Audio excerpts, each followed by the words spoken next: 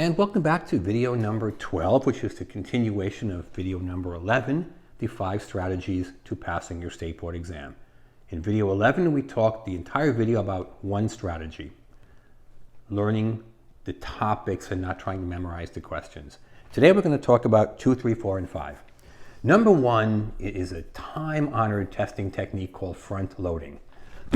Keep in mind the people that write your test questions are not cosmetologists.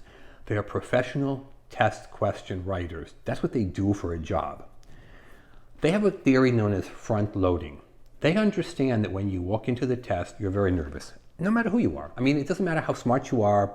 If I walk in to take my test, I'm still a bit nervous at this point, and I'm licensed in 5 different states. They know you're nervous. So what they do is they put some of the hardest questions right up front. Okay, you read question 1, you don't know the answer.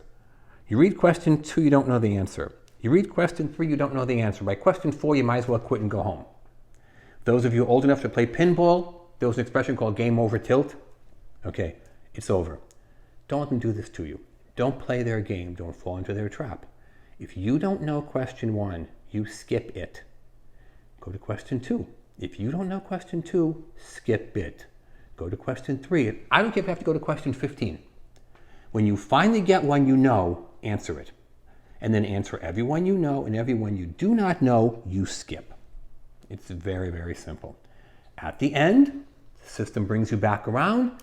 You have a chance to answer all the ones you skipped. And I guarantee you, I have taken a lot of tests in my life.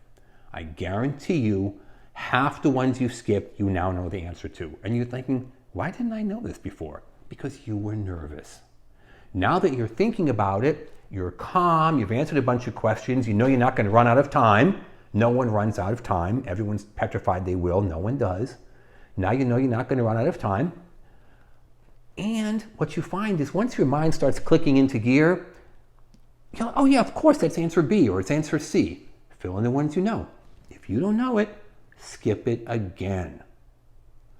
When you finish and come back around for the 3rd time, now you must answer it. Try to eliminate things. If you've learned something in a year in school, and you didn't spend a year in school or nothing, I'm pretty sure you can eliminate a couple of the answer choices. Okay? So if you can eliminate A and D, now you've got a 50-50 shot at passing your test, right? You're not guessing 1 in 4, you're guessing 1 in 2. Those are fantastic odds. I lived in Vegas for years. No casino in Vegas will give you 50-50 odds. None. Okay? You can give yourself 50-50 odds. At least eliminate a couple of them and then answer something. I had a student recently tell me, well, it's always answer D, none of the above. You know who writes those kind of questions? Very lazy test designers. Okay? No good test designer answers D, none of the above, all of the above. Now, if you hear a little dog barking in the background, this would be her, as I've said before. She thinks it's answer D. That's what she does, okay? Ignore her. Okay, if you don't know the answer, try to eliminate. Number 3, read each question at least twice. There's a thing called negative questions. Which of the following is not? There will always be a couple on your test. If you read the question quickly and you miss the word not, you get the question wrong. Read the question carefully. Now, in our previous video, there was an example of that. Okay? Most of the students answered the question wrong because they didn't read it. It didn't ask where on the color wheel it was located. It said, what is the effect? People answered 180 degrees. 180 degrees is not the effect of red and green. The effect of red and green is to cancel each other. But if you didn't read it, you answer it wrong, even though you actually know the answer. You end up failing the test that you knew the answers to. It's bad enough to fail if you don't know the answers, but it's really bad if you do know the answers and you fail anyway.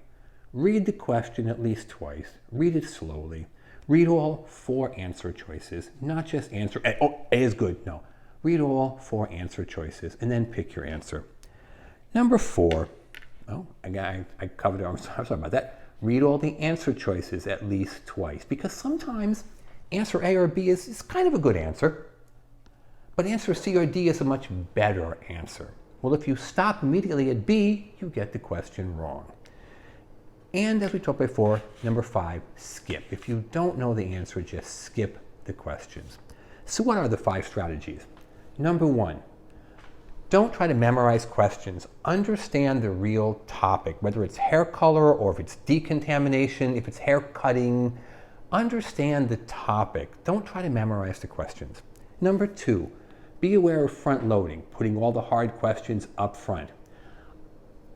I took a class once, a long time ago in graduate school, about test-taking strategies. And they said, when they handed you a test with 100 questions, start at question 25. Just start at 25. They didn't even answer the first few questions. Now, it was easier years ago because they would actually hand you a piece of paper with questions on it. Now you're sitting in front of a computer terminal, so it's not that easy to do. But the concept doesn't change. The idea is the most difficult questions are frequently put right up front. Read each question at least twice. Make sure you know what it really says. Read each answer choice, all four at least twice, and skip the questions you don't know. Now, let me close this video by pointing out a couple of things. I've been doing this for a very long time. As I said, I went to college to be a teacher. I taught in high school, college, prison, which was actually the best job I ever had. I taught in barber school. I taught in cosmetology school. I've taught a lot of teachers how to pass the teacher's exam in states like California, where there used to be a teacher's exam. At the risk of patting myself on the back, I actually do know what I'm talking about in terms of helping you pass your test. We have the questions and answers on our website for every state. We have them for cosmetology, barber, skincare, and nails. We have them in English and in Spanish. See us online at www.cosmetologystateboardexam.com. It's long but easy. Cosmetologystateboardexam.com. Or give us a call. We have Spanish-speaking operators available to speak with you, 760-534-4434.